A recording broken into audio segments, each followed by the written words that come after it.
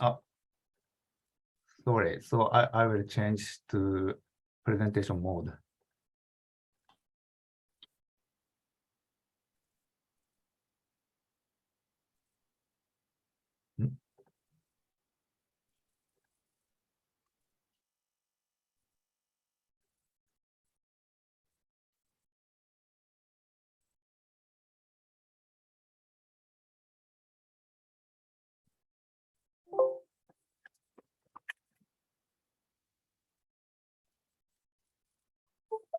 Hold on, please.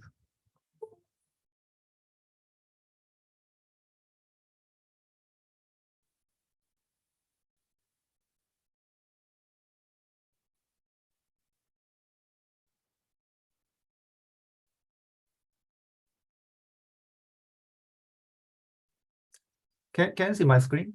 Presentation mode? Okay. Okay, so let's get started. So welcome to Fermentis webinar. So today's topic is new yeast product, bread yeast, so called SafBrew BR-8. So today, so we want to share what is SafBrew BR-8, what is bread yeast, and how to use, and the voice from user of this product.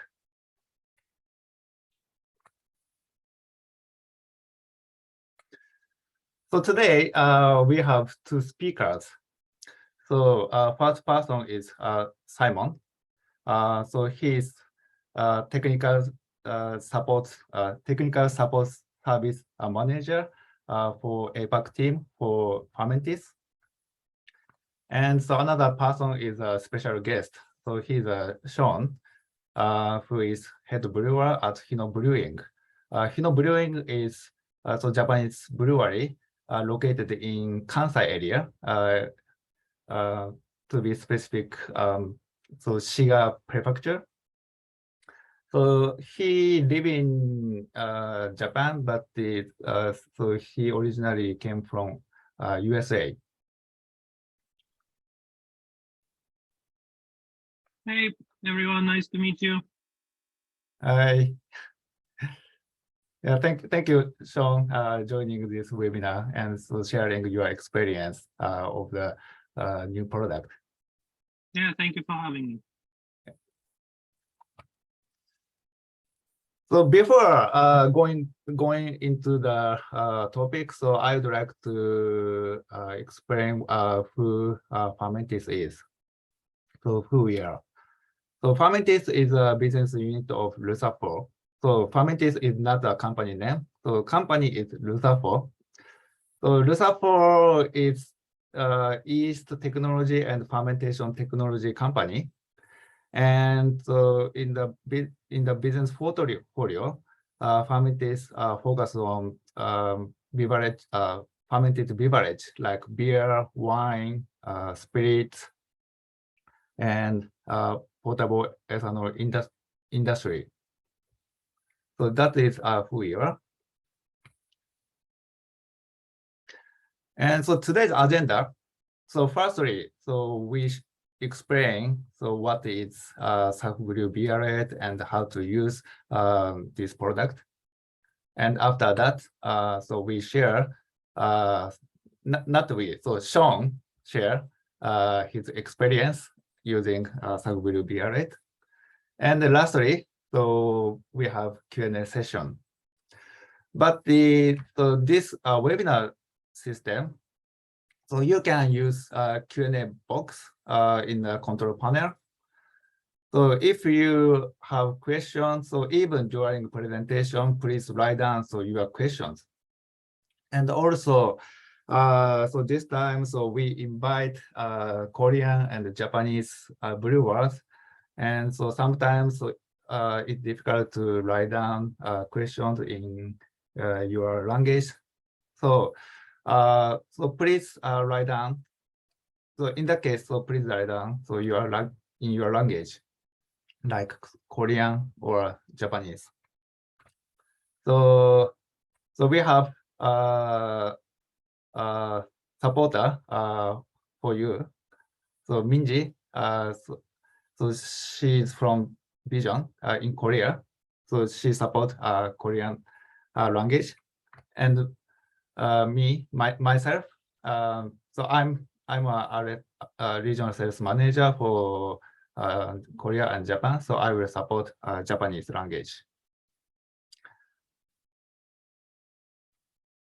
Okay, so let's start from the how to use SafBrew BR-8. So please share your explanation, Simon. Yes, hello everyone.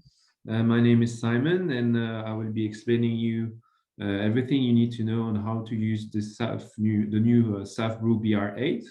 So we will go through an introduction on Brettanomyces. We will look at the objective and characteristics of the selection of this strain, the different aromatic compounds that it's able to produce. We will then present you an applicative study by using BR-8 in bottle conditioning, and then we will summarize a few key learnings of this strain.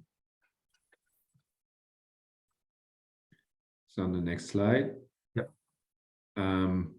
So for the introduction, here, this picture is a picture of an open fermenter, which traditionally was one of the way to find Brettanomyces just naturally getting into your fermenting words, or also in the cool ship with the example of lambic and gueuze. So a pretty nice picture to introduce us in the topic for today. So what is a Brettanomyces? Brettanomyces, from the name, it sounds a little bit like Britain, so for Brittany, for England, and myces for fungus, because originally this was a strain that you could find in, for example, a very old English ale or Irish stout. You could find some Brettanomyces that were naturally inoculating and fermenting very old and traditional beers. Now you can find Brettanomyces naturally in on some fruit peels, on tea leaves, on olives. And in terms of beverage, this is not only used in beers such as lambic, gueuze, or red Flanders, wild ale, wild saison, but also in other beverages such as kombucha, kefir, and also some wine, some naturally fermented wine. You can really find this Brettanomyces footprint. It gives phenolic notes. This is the main characteristics of the Brettanomyces, but also we will see later on the presentation, it's also able to produce specific esters and also specific terpenes, as we will see after. And so today, Brettanomyces are used for the production of new flavor in beer, as I mentioned already, lambic, gueuze, saison, red Flanders, barrel-aged beer. Those are a few typical styles where you can use Brettanomyces.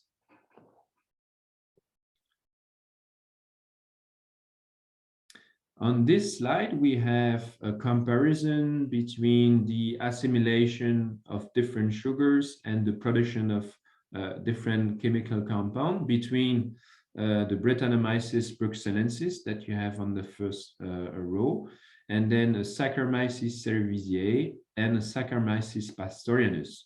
So what we can see as the main difference is that, of course, Brettanomyces bruxellensis consumes glucose, maltose, but also maltotriose, a little bit similar as the Saccharomyces pastorianus, a lager strain. They have the ability to ferment maltotriose. That's why you have higher attenuation. Certain Brettanomyces have the capacity of consuming dextrin, but that's not always the case, and it's not the case of the BR-8 that we're presenting you today. And then in terms of production, the Brettanomyces reproduce a little bit of ethanol during the fermentation. It will produce also acetic acid, but only in presence of oxygen. So typically in a bottle condition use of the Brettanomyces, you will not have acetic acid production. And then, of course, as we know, it produces volatiles phenols, so the 4VG, the 4VP, 4EP, and 4EG. I will come back later with more details on those specific phenols. Now we'll go through the objective and characteristics of the selection of this SafBrew BR-8. So the targets that we had in mind at Fermentis, at the R&D when selecting the Brettanomyces, is that we wanted to have a Brettanomyces bruxellensis. So this specific species is widely used in the wild beer. This is the strain of Brettanomyces that you would find the most in beer. The name Brettanomyces bruxellensis relates to Brussels in Belgium, because this typical strain is found in Lambic and Gueuze, but actually the origin of the strain is not necessarily Brussels. It was found in many English old ales, as I mentioned at the beginning. One of the main characteristics in terms of sugar consumption, the Brettanomyces BR-8 is consuming glucose, fructose, maltose, and maltotriose, but absolutely no assimilation of dextrins. So for consistency in your brew and to make sure that you don't have issue of over fermentation, this is a very important characteristic that we wanted to have. Of course, it is also robust to re-fermentation conditions, meaning that the BR-8 has good resistance to ethanol and is able to do a bottle conditioning, so a re-fermentation in a beer that already has alcohol, that already has some CO2, so it is resistant to those conditions. In terms of flavor, we have, of course, good expression of the funky notes that you would expect from the phenols that are produced. So you have that kind of horsey, farmyard, barnyard, animal, and leather phenols that are produced. And also, as we will see on the later slides, some other interesting esters and terpenes.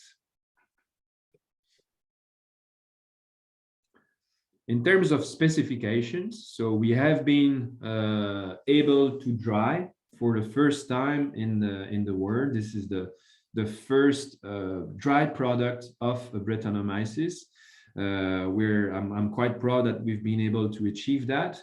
So in the pack, you will have more than 5 billion living cells per gram, which is super high. And then in terms of purity, we have the same very good quality and purity as we have in our other range of yeast. So now we'll look at the different aromatic compounds that you can expect with the use of SafBrew BR-8.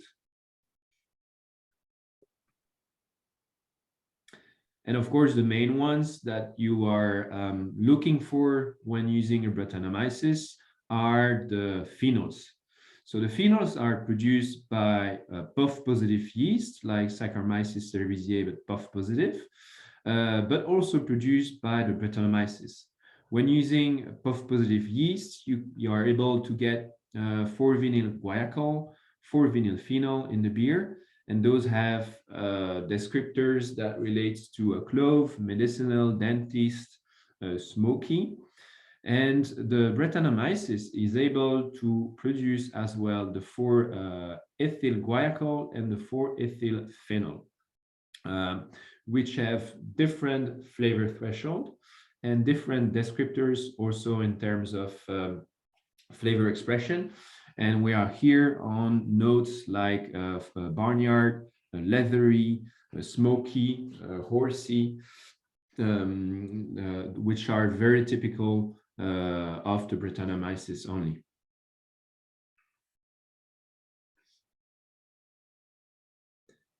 And so Where are those phenols coming from? As you know, if you would use puff positive yeast, the phenols that you're producing, they're coming from the raw materials. They're coming from your malt. In your malt, you have ferulic acid and you have coumaric acids that are naturally present in your malt. When you use a puff positive yeast, the puff positive yeast has the ability to go through the first decarboxylation, the first part of the reaction that we have here on the screen. And you will have production of 4-vinyl guaiacol or 4-vinyl phenol, depending on the precursor that you have in the malt. And then the Brettanomyces is able to go one step further because it has the vinyl phenol reductase, which is then reducing the vinyl phenols into ethyl phenols. And that's why you have the ability to produce a 4-ethyl guaiacol and 4-ethyl phenol, which have a different flavor perception. So those last compound, only the Brettanomyces is able to produce them.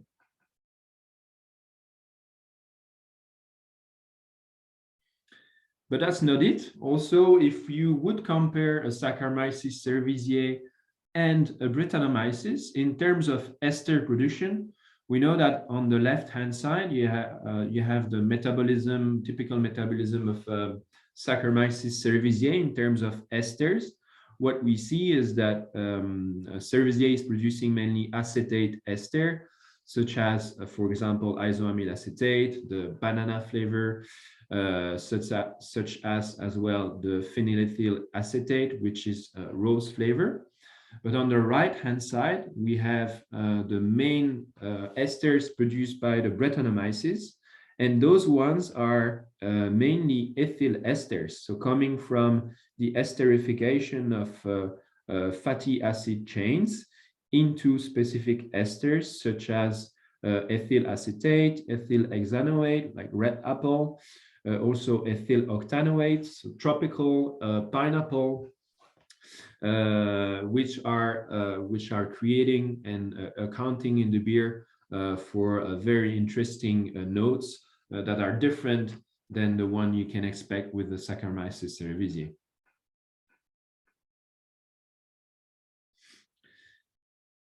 And one last part of the aromatic production you can expect with the Brettanomyces is that the SafBrew BR-8 has a natural beta-glucosidase. So this is an enzyme that is naturally produced by the Brett, meaning that if you have glucoside, glucoside is a molecule composed of glucose and an aromatic compound, such as terpene.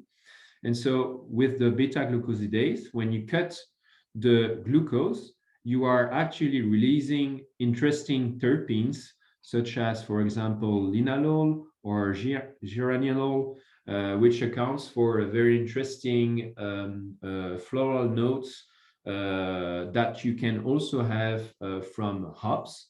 Actually, you have a lot of glucoside in hop, in some fruits. So when using the Brettanomyces, you will increase the production of linalol and geraniol and bring also interesting aromatic compounds.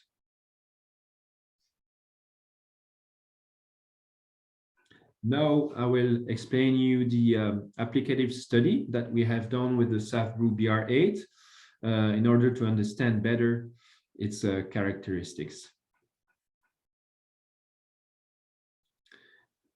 So the experimental conditions that we have used, we started on the left-hand side. We started with beer produced by puff negative yeast. This beer had 6.3% ABV, and it had already 3 grams per liter of CO2. And then we added the SafBrew BR-8 in those finished beer. We added the SafBrew BR-8 at 28 degrees Celsius, the rehydration, under low agitation and in 10 times the weight of sterile water. And then we had bottle fermentation, so bottle conditioning, with 10 grams per liter of sucrose that we added. And then we added 5 grams per hectoliters of SafBrew BR-8.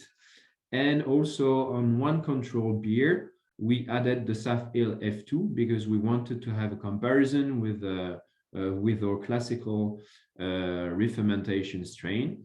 And we kept those beers at 24 degrees Celsius for the re-fermentation during 1 and 3 months. And here on this slide, we're looking at the production of the phenol compounds during the re-fermentation with BR-8 after 1 month in brown and 3 months in yellow. And what we see, so we have the results in other unit. Other unit means the concentration of the phenol divided by the threshold of the phenol in beer. It means that if you have another unit of 1, it means that you have at least the concentration for the flavor to be detected in the beer. If you have other unit of 2, it means that you have 2 times the threshold. So 2 times the minimum necessary for detection. And as you see here, if you remember, if you remember on the slide about the phenolic reaction, we have here only presence of 4 EP and 4 EG, so the ethyl phenols and ethyl glycol, because all of the 4 VP and 4 VG, which are the preliminary step, they have all been converted by the Brettanomyces into 4 EP and 4 EG. So even after 1 month, you already have everything that is converted in for EP and for EG. And what we can see is that if you keep the beer for a longer time in conditioning, you would increase the amount of 4EG that you can have in the beer. And in terms of other unit, for both of them, you have at least 4 times the threshold for EP, and then you have between 8 and up to 10 times the threshold for the 4EG.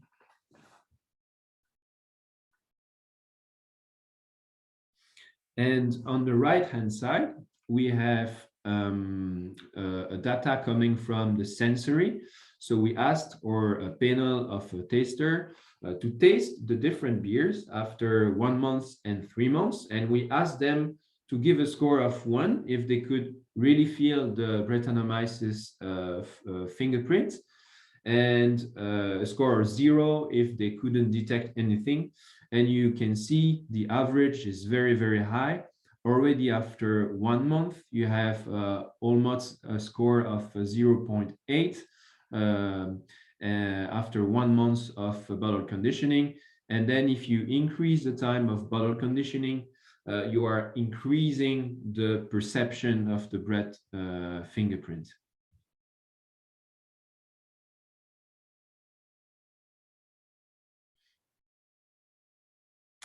And here we have the analytical data. So this time, this is coming from a lab analysis. And we're looking at the first sample, C1M is actually the control. So the control after 1 month. So that was bottle condition with the SafAle F2. And then all the other conditions are with Brettanomyces that were produced with different process parameters. And on the left-hand side, we're looking at the phenols that are produced after 1 month. We see that for the 4EP, it's pretty consistent throughout the different samples. And for the 4EG, we have a little bit of differences between the samples. But what is really interesting to see, and the confirmation that we have, is that if you wait 3 months, you would have higher 4EG produced. You give more time to the bread so that the enzyme can fully convert the phenols into 4EG. So you have a better fingerprint, a better impact if you go up to 3 months. But already after 1 month, you have a very significant bread fingerprint.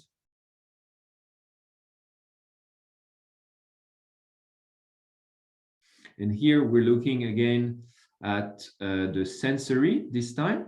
So on the left-hand side, we asked our panel of taster to give a score between 0 and 1 in terms of smoky and pharma aroma, and in terms of horsey aroma, and then also give a score between 0 and 5 if they were detecting the bread, typical bread fingerprint. So after 1 month, you see that it's not necessarily very consistent. Sometimes they were giving a very high score, sometimes not. But what we see on the right-hand side after 3 months is that you have much more consistency, and almost all the beers were given a score of 1 for the bread fingerprint. And so just to confirm that what we saw as well on the analytical analysis.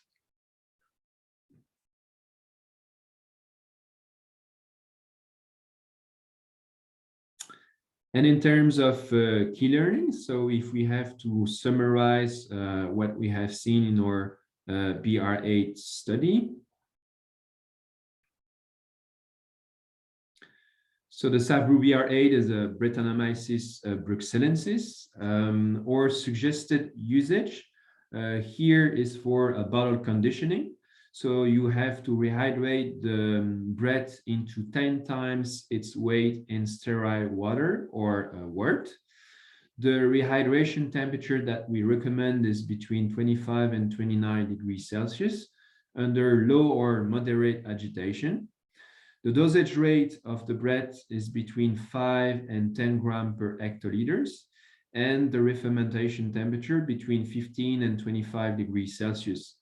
So one thing to add on that is that if you want to reduce the time of bottle conditioning and the time to get a very good and a very significant expression of the bread footprint, then we would suggest to go for the higher dosing rate, so 10 grams per hectoliter, and also higher re-fermentation temperature, because if you have more cells and if you have higher re-fermentation temperature, you just accelerate a little bit the whole process. And then in terms of phenol production, what you can expect with the BR-8, as we have seen on the previous slides, is that it recreates those horsey, funky, leathery, barnyard notes. After already 1 month, we have something very significant. You can already detect that the Brettanomyces character is there. But then if you wait up to 3 months, the beer will still evolve a little bit, and the Brettanomyces reproduce even more of those phenolic notes. In terms of storage conditions, the shelf life of the products is 2 years. If you want to store the product for a long time, for more than 6 months, we recommend to store it in the fridge to avoid any risk for the strain. So it's better to keep it in the fridge. And then here on this slide, we are looking at use in bottle conditioning. But we also have some brewers using the strain, the Brettanomyces, in primary fermentation. And if you want to use the Brettanomyces BR-8 in primary fermentation, what we recommend is to do co-inoculation with the Saccharomyces cerevisiae, so that you have the alcohol mainly produced by the Saccharomyces cerevisiae, some of also the regular esters that you can expect. And then the BR-8 would ferment the sugars that you add after in your bottle. The Brettanomyces would ferment those sugars and start to give the bread expression during the aging of your beer.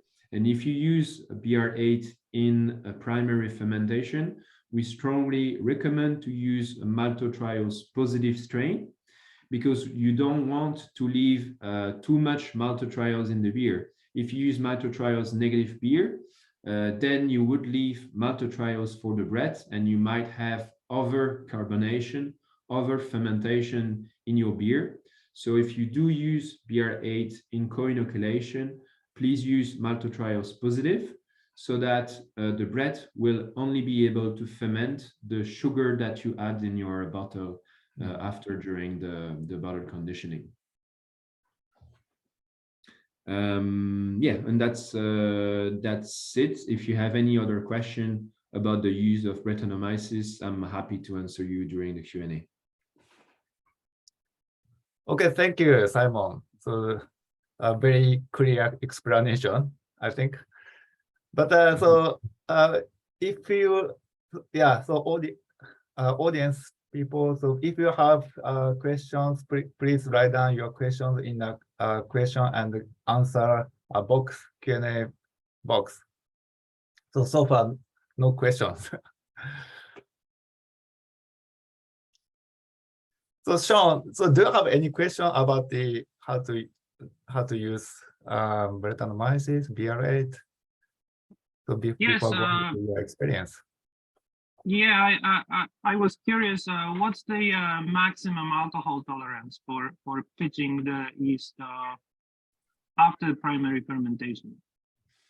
So we tried in our studies, we tried up to 6.3%, but from the characteristics of the strain, we would expect 8.5–9% of alcohol tolerance. Okay. I see. So how much alcohol does the BR-8 produce? The alcohol produced by the Brettanomyces depends on the amount of sugar that you're adding in your bottle.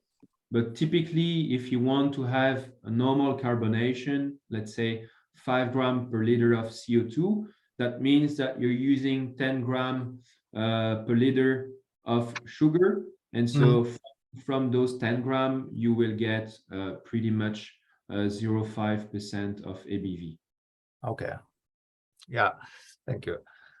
And so now, so we got some questions. So it could be better to answer now because of it is for how to use BR-8. So first question is, which yeast do you prefer for co-inoculation with BR-8 for primary fermentation to brew sour beer like lambic? So for the choice of the yeast, it's pretty much up to the creativity of the brewer. Really depends on where you want to go in terms of flavors. Because anyway, you will be adding the Brettanomyces fingerprint, which is quite intense. And the most important in the choice of the co-inoculation yeast is that you choose a maltodextrin positive to make sure that you don't have any residual maltodextrin. And then in terms of flavors, it's really up to the brewer to choose from the range of yeast that we have. Yeah. Okay. So why it should be maltodextrin positive? Because the Brettanomyces consumes maltodextrin. So if you ferment a beer with a maltodextrin negative strain, then it means that you have residual maltodextrin. And for example, if you start with a 12 plateau beer, it means that you have around 1.5 plateau of maltodextrin left. So if you use the Brettanomyces, it will have already 1.5 plateau to ferment, and this will lead to a lot of CO2 already. This would be 7.5 grams per liter of CO2, so very, very high carbonation. So to give a better consistency and to have a better control on the CO2 that you want, if you use maltodextrin positive strain, then the calculation is much easier because the CO2 that you will have is only from the sugar that you add during the bottle conditioning. So that's why really to have a peace of mind and to make it very easier, avoid any over carbonation. That's why we suggest you use a maltodextrose positive strain. Okay. Yeah, so this question from Japan, so I quickly translate in Japanese. 今ご質問いただいた、BR-8 と高イノキュレーション、どのイーストがいいかって話なんですけれども、基本的にマルトトリオスを食べるイーストと一緒に使ってくださいということです。理由は、マルトトリオスを食べないやつだと、ブレタノマイスがマルトトリオス食べるので、かなり、ブレタノマイスが発酵しすぎてしまう可能性があるというところで、まあ、できたらマルトトリオスを、しかしない、酵母を使ってくださいということです。はい、So next question, so this is written in Japanese, but the question is, he concerned about contamination. I think so contamination between Saccharomyces cerevisiae and Brettanomyces. So alkali, how to say, cleaning is sufficient enough to avoid contamination. Interesting question. So what we have seen is that the Brettanomyces bruxellensis is actually quite a sensitive strain, more than a Saccharomyces cerevisiae. So if you have regular and good CIP CIP practices in your brewery, the use of the BR-8 should not be a problem. If you're concerned by having cross-contamination, normally a standard CIP, if the CIP is already enough, good enough for a cerevisiae, it will be necessarily good enough for bruxellensis because it is more sensitive to temperature and to chemicals. But if you want to take an extra care, you can increase the concentration of your soda. You can increase the contact time of your cleaning, so the recirculation time, or you can also increase the temperature of the chemical, the concentration of the soda, or the contact time. If you increase one of those three, you will increase the strength and the power of your cleaning. And for the Brettanomyces, it will not be a problem at all. OK。ですね、このコンタミネーションが心配ですというお話の方なんですけれども、ですね、基本的にブレタノマイスは、普通のビール酵母、エール酵母だったりとか、ラガー酵母よりも、まあ、洗浄のそのアルカリだったりとか、まあ、温度に対して、よりセンシティブなので、普通の、イーストに対する CIP、クリーニングの洗浄の方法で、十分ですということですね。で、もし心配であれば、その温度であったりとか、そのケミカルの濃度っていうのを、増やして、より強い条件で、洗浄していただけると、大丈夫です。And also, another extra care is maybe to use the Brettanomyces as late as possible in your process. So instead of using in primary fermentation, if you use it only for bottle conditioning, then you just add the BR-8 before the bottling. And so you have less step and less piping and tanks in the process that were in contact also with the BR-8. Okay.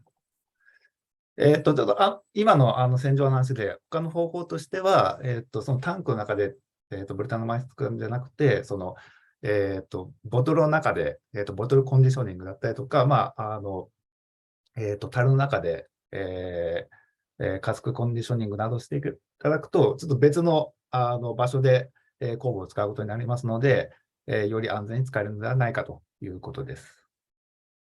And one last thing to add, so normally a typical cleaning temperature is 80 degrees Celsius. And from our studies, we have seen that already after 4 degrees Celsius, the Brettanomyces was totally killed. So with the regular CIP, there is really no concern. OK。普通の洗浄の時って、80度ぐらいで洗浄すると思うんですけれども、いろんな研究結果、データでいくと、ブルタノマイストは40度で、死滅するので、普通の、80度の条件でやっていただくと、十分死滅するということです。Okay, so we don't have much time to answer all. So we will get back to the questions after Sean's sharing experience. Okay. Yeah, sure. So Sean, are you ready? Yes. Yeah, hello everyone. Thank you for having me. I hope that that my explanation will be a good introduction for us. This is our first experience with this strain, and this is, to be honest, only a third beer that we did in bottles. So this is the third time we did a bottle conditioning in our brewery. The first time we used W3470 to do that. Second time it was F2. And this is the third beer using the BR-8. So let me start with the introduction of the brewery. We have a 1,000 liter system. This is a German-made, pretty old but really solid system. It's stainless on the inside, copper on the outside. The interesting thing is here, looks like the first slide that the first presentation had. All our beers are fermented in open vessels. So this beer as well was fermented in open fermenter. Primary fermentation was done with W3470. After 10 days in an open fermenter, we rack it into a bright tank, crush it, take it off the yeast, and the beer was lagered for exactly 6 weeks before we bottled it, and at the last minute pitched the BR-8 strain. Okay.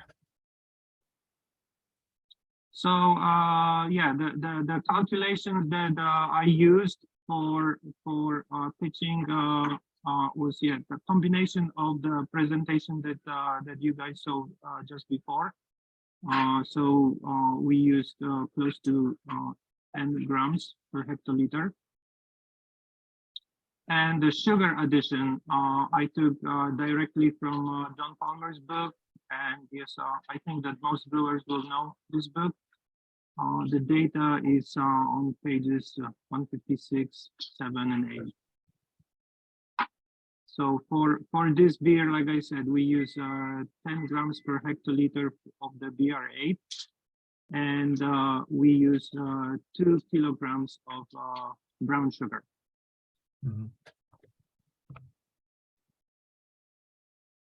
So the BR-8, we rehydrated that just in pure water. This one. So you already explained this right? Yes. So here's so this is where brown we can use the data from those 3 pages to basically calculate the amount of sugar needed for exact amount of CO2 that we expect in the final beer. So this case, so which sugar did you use? We use brown sugar. Why brown sugar?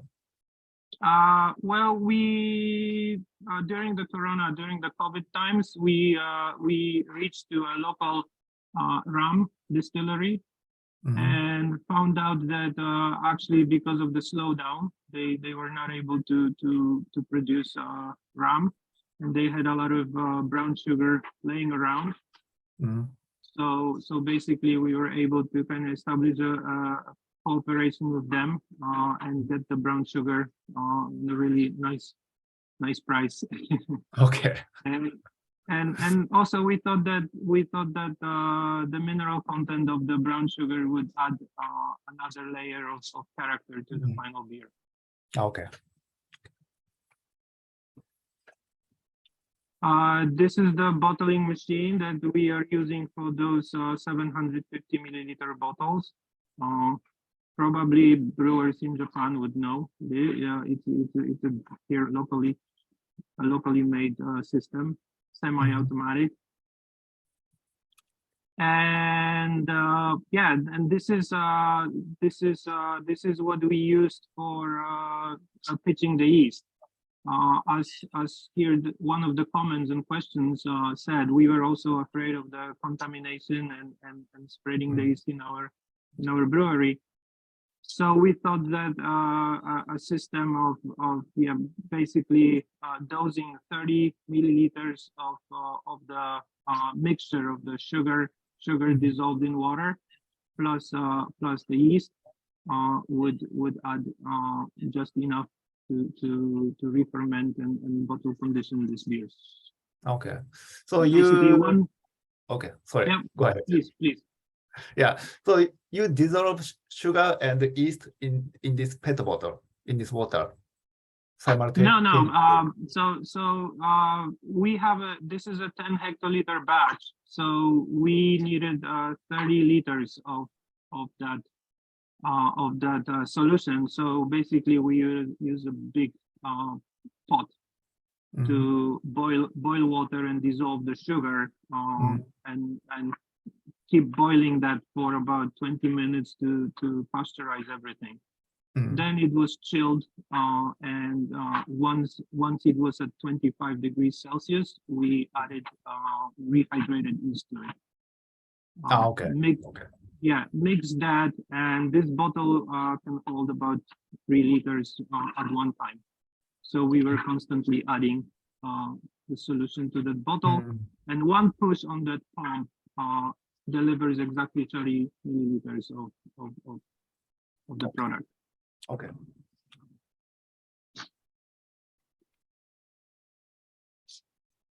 Yep. So that's how we did bottle after bottle. So you push the pump to Yes. Okay. So we push the pump and yes, pitch the yeast. Okay. And this is our capping machine. So just after filling and pitching the yeast, immediately we would cap each bottle and put it into storage. Yeah, we can go to the next slide. So with all the beers that we do in this way, bottle conditioning, we always do about 10 bottles as a pilot bottles. We use those clear plastic PET bottles, and we do it because immediately after 2 or 3 days, we can see the bottles are getting harder, which indicates that the fermentation has started. And also in those clear bottles, it's easy to see the sedimentation on the bottle, on the bottom of those bottles, and the clarity of the beer. Okay. So yep, yeah, please.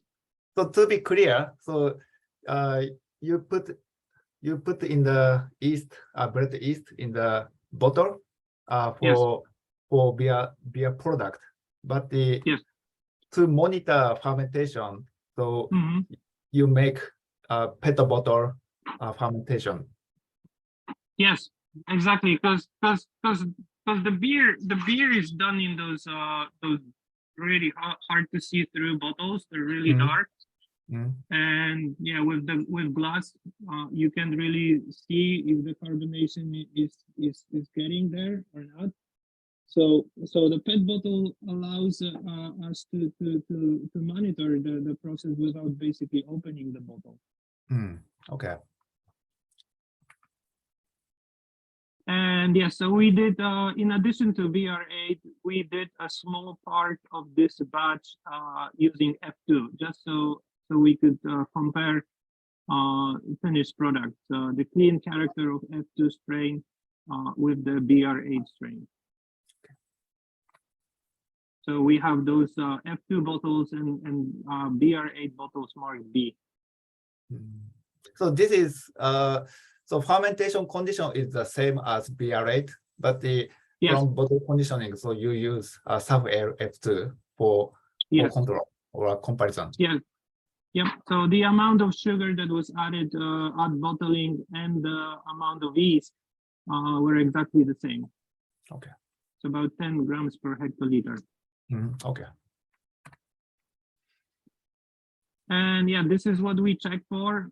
So we can see the sedimentation on the in the bottles. This is yeah, and we can see the clarity. And also we check how hard that sedimentation gets when the bottles get flipped over.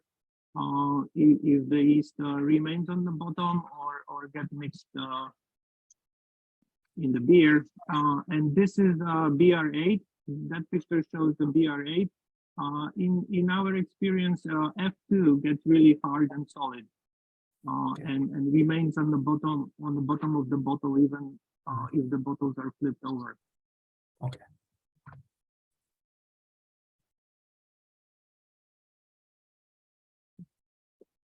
This is what it is? I think this is F2. F2. Yeah, this is the bottle done with the F2 strain. So color was different from BR-8 bottle? I think it's just the lightning here. Okay. And this is basically what we do. We put the bottles back to their boxes and keep it. We have a room that can have a temperature control, and we can keep it at the constant 25 degrees, which we did here for exactly 5 weeks before sending the first bottles to Kenzo-san. Okay.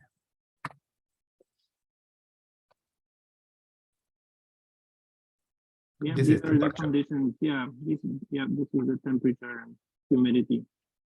So temperature is around 23, 24 degrees Celsius. Yes.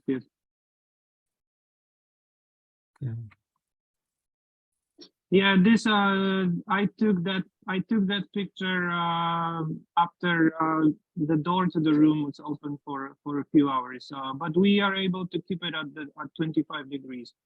Okay. Sorry. Okay, that's all. Yep, that's pretty much how we did it. You know, after just 3 tryouts, I wouldn't call myself an expert, but yeah, I think it's a pretty easy to use product, and the data that we have received from Fermentis before doing that was really easy to understand and follow. So we are very satisfied with the results. Oh, thank you. And I think that breweries that are not able to do barrel fermentation and storing barrels for extended time would be happy to use this. Okay, thank you.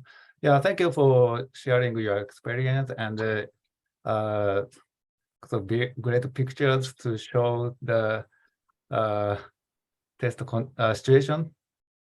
So it is very understandable.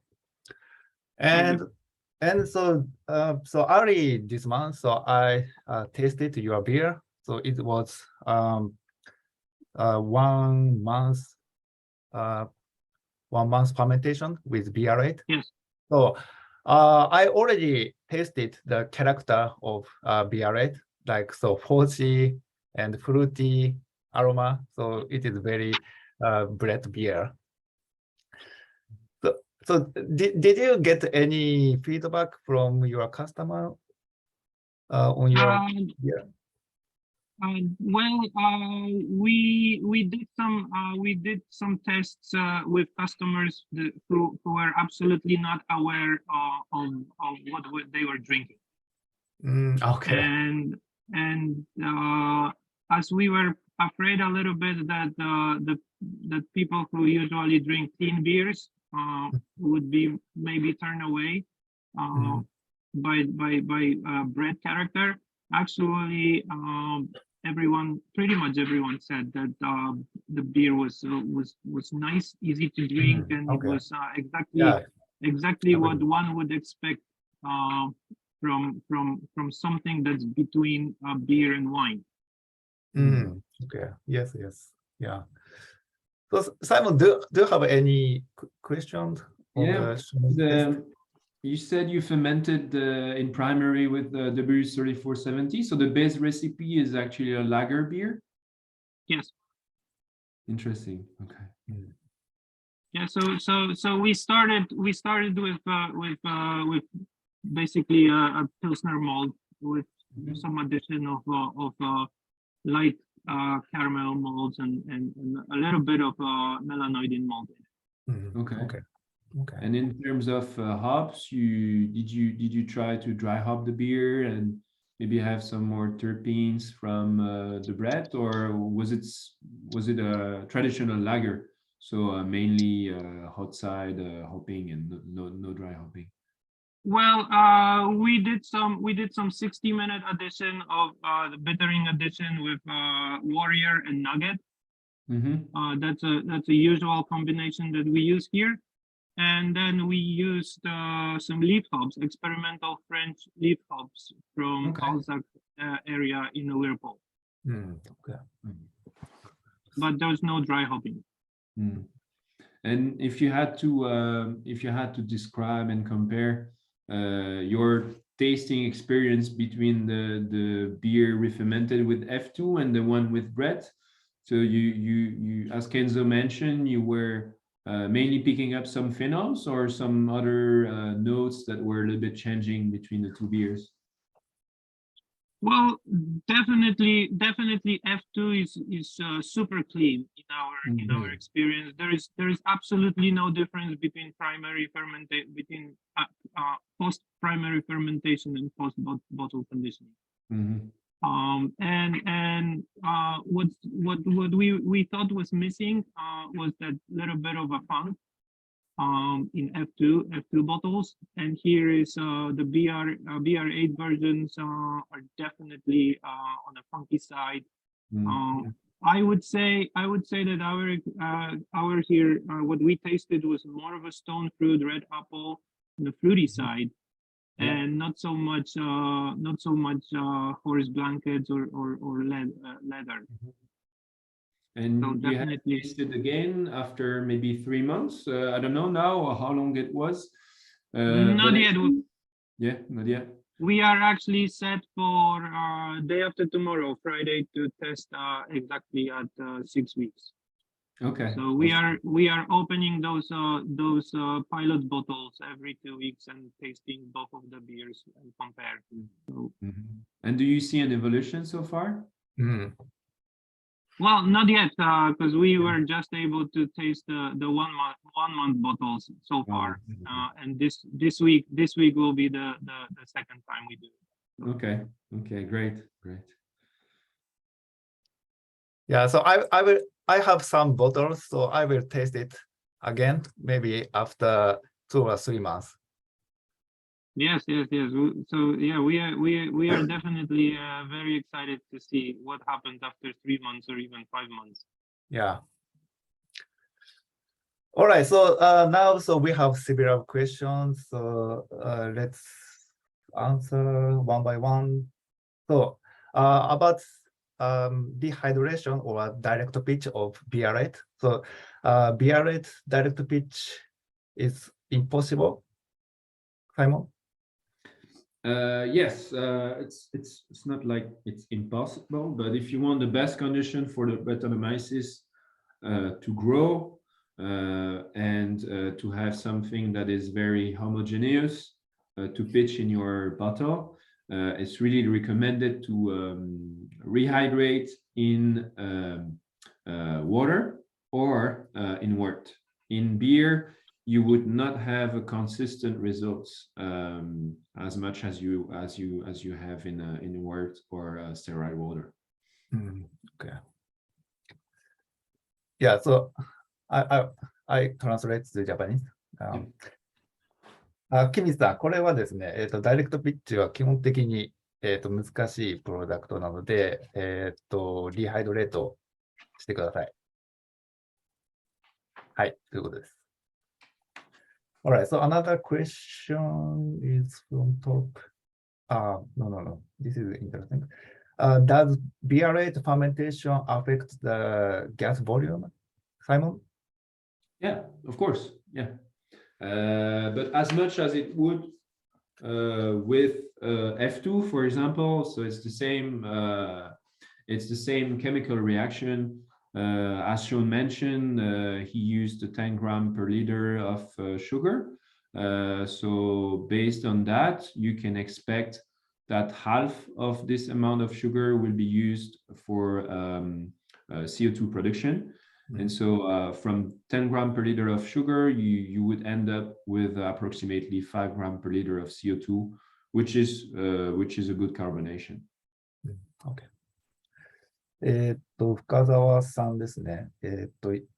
BR-8 のファーメンテーションは、CO2 作りますので、で、考え方としては 10g パーヘクト、10g、パーリッターの、砂糖を使うと、大体その半分ぐらいの CO2 ができるっていうふうに、考えていただけたらいいかなと思います。なので、10g だと 5g できるっていうところですね。はい。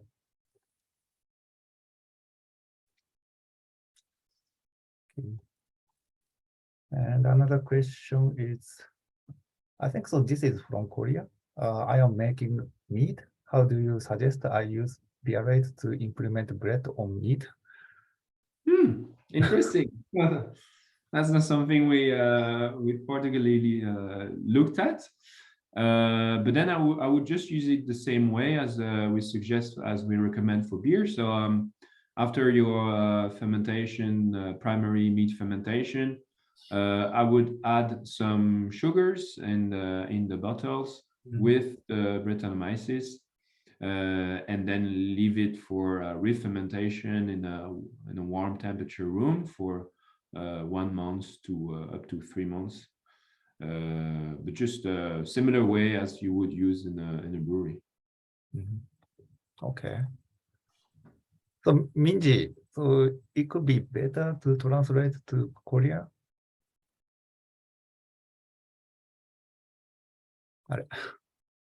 Okay, maybe later.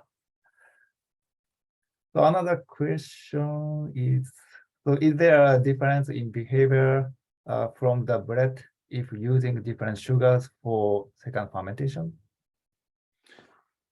As long as you use simple sugars, you would not, like from the table that was shared by Sean, this list of sugar are all simple sugars. So you might have some slight differences in terms of flavor, like a brown sugar has a bit more of color, and so with the color goes also a higher temperature process, so it might give a slightly different flavor notes as comparison with a simple corn sugar. But in terms of assimilation of sugars and performance of the re-fermentation, I would not see any differences. Okay.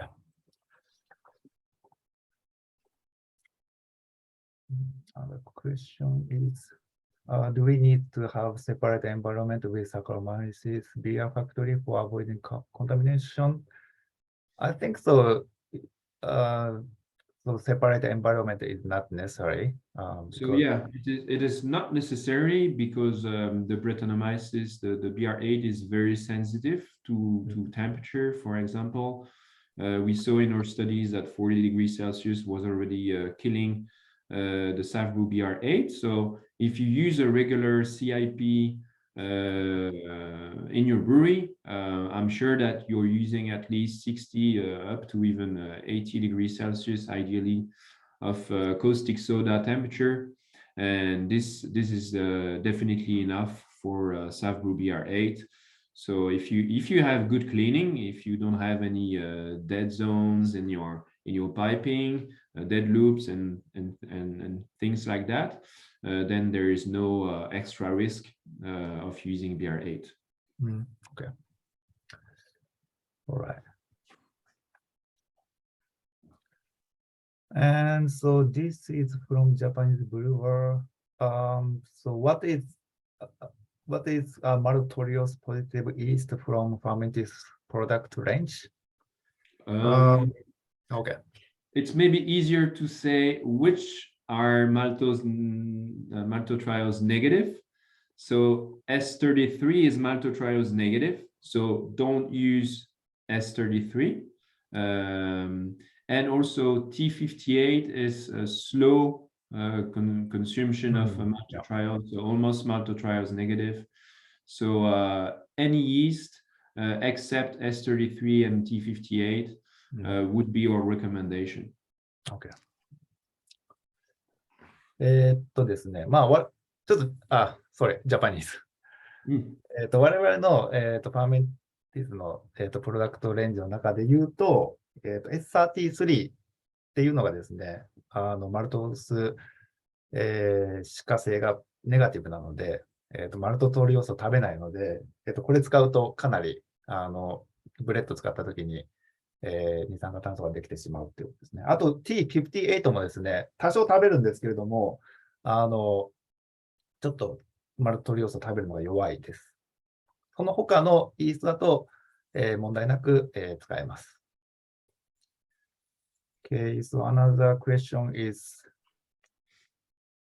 how is sugar and pH tolerance level?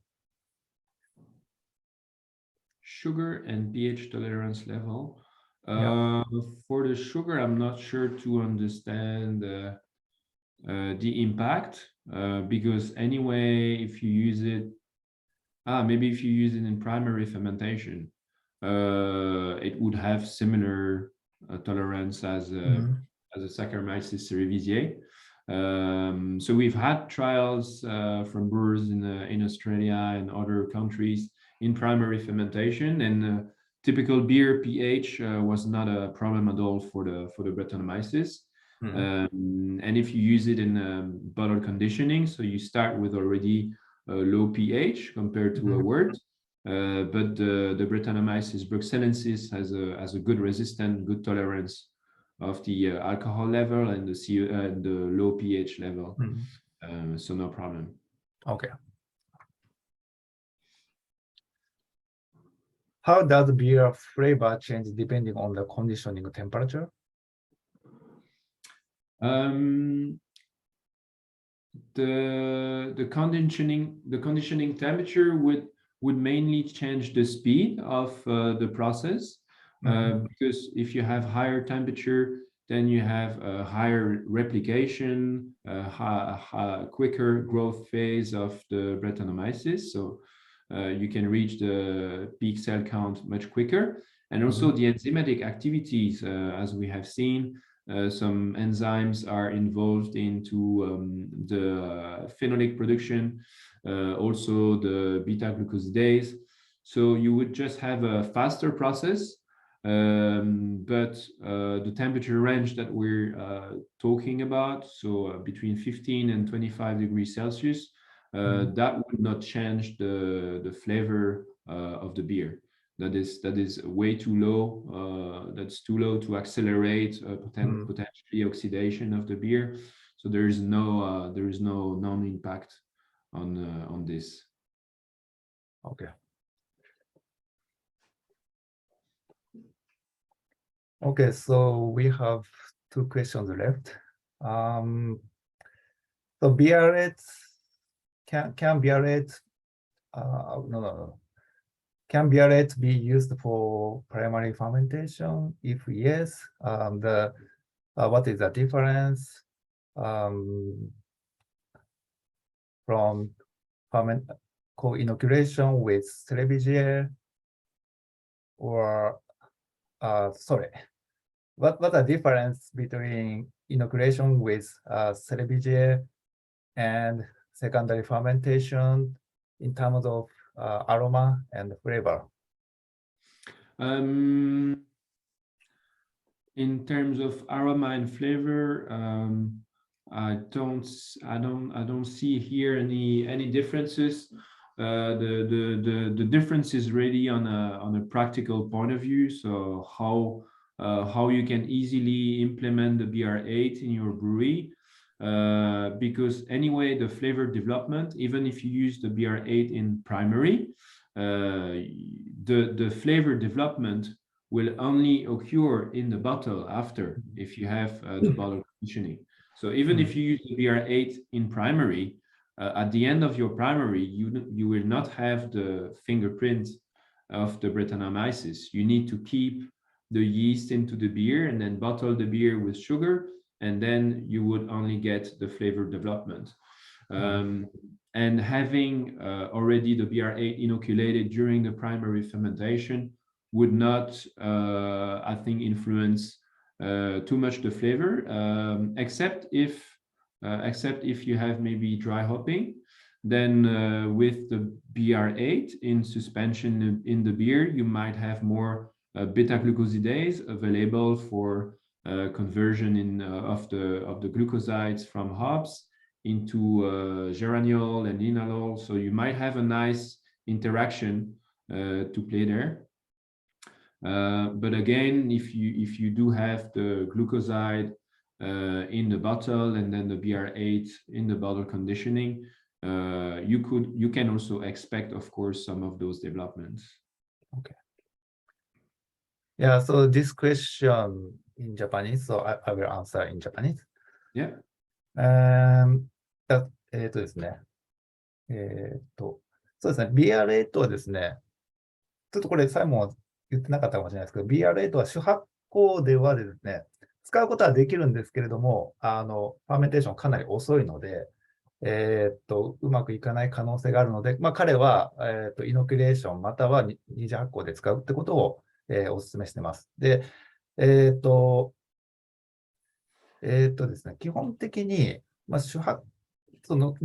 理論的に言うと、主発酵で使おうが、二次発酵で使おうが、イノキュレーションしようが、そのアロマ的なところ、アロマであったりとか、フレーバーの部分っていうのはそんなに違いはないと。ただ、ドライホッピングとかすると、その酵母が、働くタイミングで、なんですかね、バイオトランスフォーメーションのタイミングが違ってくるので、そこの部分っていうのは、影響する可能性というのは出てくるというところですね。はい。I think so. This is the last question.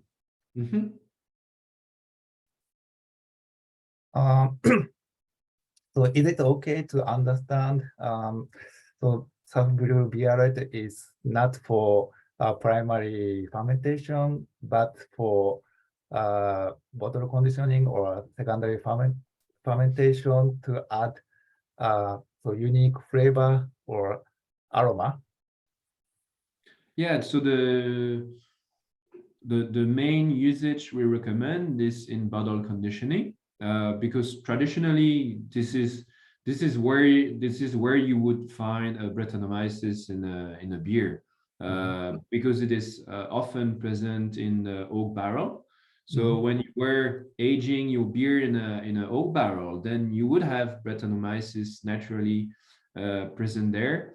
And that's why the main recommendation that we are giving is to use as a bottle conditioning.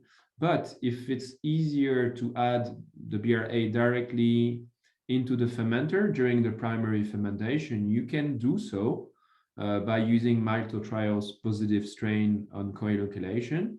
But the flavor development will anyway only occur during the bottle conditioning. So you would have, even if you use Brett in primary, then please do a re-fermentation in the bottle. Keep the yeast, of course, don't filter or centrifuge. Otherwise, you may lose the BR-8 and you may not have enough yeast remaining. And add sugar so that the bread that is remaining in the beer, so that the bread can do the bottle conditioning. Because it takes time, it's a long process for the bread to produce those very interesting phenols. So that is the recommendation, is to have the bottle conditioning, so you can keep the beer at warmer temperature for enough time for the Brettanomyces to do a little bit of its magic. Okay. Okay, so in Japanese.ですね。BR-8 は、我々のおすすめとしては、ボトルコンディショニングだったりとか、セカンダリーファーメンテーションのところで使っていただくといいのかと。で、そこで、ブレッドの、独特な、味だったり、香りをつけるというところなんですけれども、もちろん、小発酵のところで、コイノキュレーション、他の、ビール酵母と一緒に、ファーメンテーションタンクに入れて使うことができます。ただ、その場合だったとしても、そのブレッドが働くのは、そのプライマリーファーメンテーションの後の、ボトルコンディショニングのところで、働き始めます。で、最初の、初発酵の部分で、使った場合に、ボトルコンディショニング前に、フィルターなどで、酵母を除いてしまうと、ボトルコンディショニングにそのブレッドがいない状況になってしまうので、うまく、二次発酵が起きませんと。